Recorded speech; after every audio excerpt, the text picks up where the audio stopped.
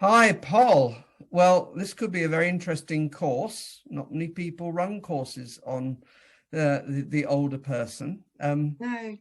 I'm going to start with a little question to you, which you can Okay. reciprocate with me, which is when you were much younger, did you ever imagine that being the age you are now, dare I say at 70, would feel like this, would be like this? I, I I think it's a foregone conclusion that I would have to answer no, I didn't imagine it would be like this. I think that when I was younger, um, when I was much younger, the idea of what it might be like to be 70 was inconceivable to me. It was like another galaxy or something. I can remember thinking, my goodness, when the millennium comes, when the millennium at some point in the distant future comes, my God, I'll be nearly 50. Shocking. and and of course, I've just joggled the computer. Um, um, that's way behind us now, and so no, I didn't think it would feel like this. What? How do you Well, answer your I, question? I expected to be decrepit at the age that I am. I remember a day in December 1967 when I was 12 years old. My mother took out a very, very small life assurance policy for me with the co-op. And she said, "Oh, this will mature when you're 64 years old, and that was horizon over horizon over a horizon. And lo and behold, when I reached 64, the successors to the co-op wrote to me in due course and said, "We've got your life assurance policy. Would you like to cash it in?"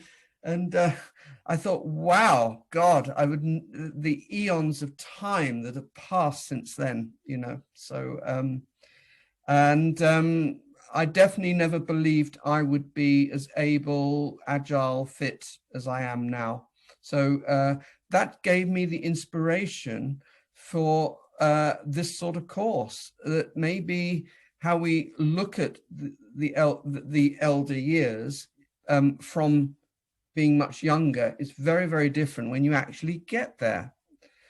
And we've got I there. So Yes, I think there are some really interesting questions that I hope we get a chance to, I don't know, glance at. Is the way in which, I mean, you're alluding to it already, the expectations of what it means to be older, elderly, the third quarter, the last third of one's life, if you like. mm, Um, how that seems to have altered as time goes by.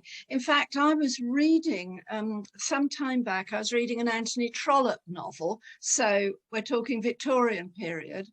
And the young couple go to get the blessing of their aged aunt. And they go up the garden path, and there she is leaning on her stick, and she is in her 40s. oh my God, that's terrible. And I thought, my God, that's a shock to us. But I can remember when my 60-something-year-old grandmother seemed really old. And there is one photograph in our family of my great grandmother alive, with me as a tiny baby sitting on the beach in front of her. She's sitting in the car behind at the back of the beach, and she is swathed in black and almost holding a parasol. I mean, I like a creature from another age. Mm. And she would have been in her late 80s, I imagine. But of But course, when we were younger, older people did seem a lot older than they do now. I think we can dress as younger people. We can do the same activities as younger people. There isn't an age appropriate way of being in our generation. I think we're very, very lucky in that respect. I think certainly I think that is something that has shifted quite a lot. Mm. And one of the things that I think's been interesting has been the way in which during the last year because of the COVID pandemic, the question about what is the place of the elderly in society has been accidentally, as it were, highlighted. The fact that people are different ages, and should they be treated differently because they are of different ages, and how should they be valued at different ages? Yes, I mean, I've met people who are, I've got friends over 70 who said, how dare I be written off as being more at risk than a younger person? I know it's all about immune systems and so on, but I've got some very, very fit friends over 70, and good luck to them, you know. Yes. While we're here, we ought to just mention the 3 T's, which we will talk about on the course. Yeah. One of them is the idea of the tone of life changes, that often the way we feel about things and people and ideas and tastes, I think changes as we get older. The second factor, which I think most people would agree with, is that a sense of time is very, very different. And it's not just because we're settled. Time moves exponentially in a very different way than when you were younger, you know. Yeah. And in the 60s, I could remember the pop songs of every single year and which year they were #1 hits. Now the 90s, they whistle past, don't they? They whistle past. It's a blur. And the third is what I've called telos, which is we do ask questions about meaning and purpose and reevaluate things that we thought were important years ago and maybe less important now, and other things become much more important. So hopefully we will explore these things with the participants on the course. Yes, yes. I think that one about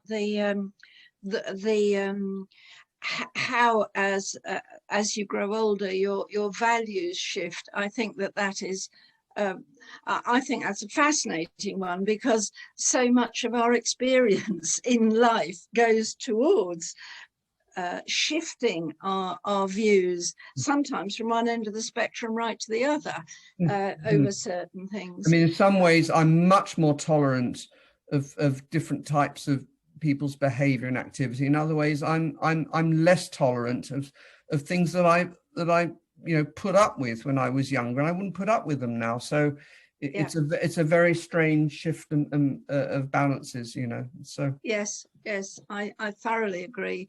And I think the one about the sense of meaning, the sense of purpose, the sense of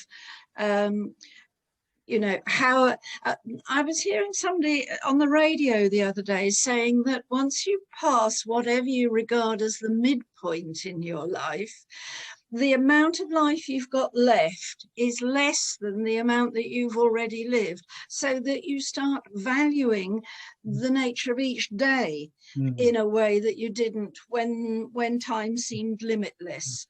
And I think that's a really interesting context within which to... Let's side with James Hillman, who said that we've got to uncouple getting older with death, you know, the march towards death. It's also a march towards wisdom.